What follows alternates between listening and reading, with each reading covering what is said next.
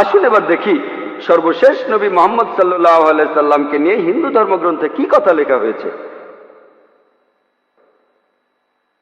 ভবিষ্য পুরাণায় উল্লেখ আছে ৩ নম্বর পর্ব ৩ নম্বর খণ্ড ৩ অধ্যায় ১০ থেকে ২৭ নম্বর শ্লোক।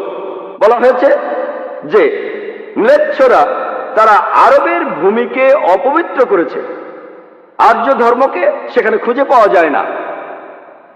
এখানে কিছু শত্রু ছিল যারা অতীতে পরাজিত হয়েছে, কিন্তু এখন আরো শক্তিশালী শত্রু উপস্থিত হয়েছে।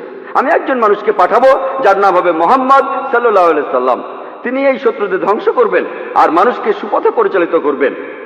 হে ভোজ রাজা, তুমি কখনোই সেখানে যাবে না যেখানে পিশাচদের রাজত্ব, কারণ আমি আমার করুণা দিয়ে তোমাদের হৃদয়কে পবিত্র করব।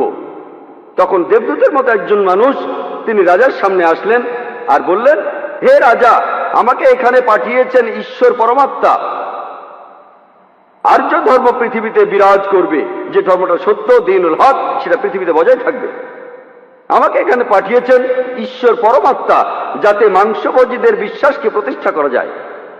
আমার অনুসারীরা হবে সেই লোকেরা যারা সুন্নতে খাতনা করবে, আর তাদের মাথার উপরে কোনো টিকি থাকবে না।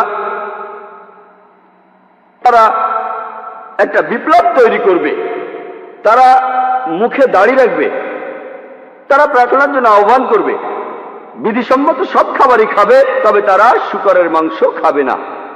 তারা লতাগুল্মের মাধ্যমে পবিত্র হবে না, বরং যুদ্ধ বিগ্রহের মাধ্যমে পবিত্র। তাদেরকে বলা হবে মুসলমান, আর তারা হবে মাংসভোজী। এই ভবিষ্যৎবাণী যে একজন ঋষি আসবেন, আর সেই ঋষির নাম উল্লেখ করা হয়েছে মুহাম্মদ সাল্লাল্লাহু আলাইহি ওয়াসাল্লাম। আর বলা আছে তিনি মানুষ জাতিকে সঠিক পথে পরিচালিত করবেন। আমরা জানি মুহাম্মদ সাল্লাল্লাহু আলাইহি ওয়াসাল্লাম আরবদের পথ দেখিয়েছেন। সে সময়কে বলা হতো আয়ামে জাহেলিয়া, অর্থাৎ বিশৃঙ্খলার যুগ। তিনি তাদের আলোর সন্ধান দিয়েছেন। আর বলা হয়েছে তার অনুসারীদের খাতনা করা থাকবে।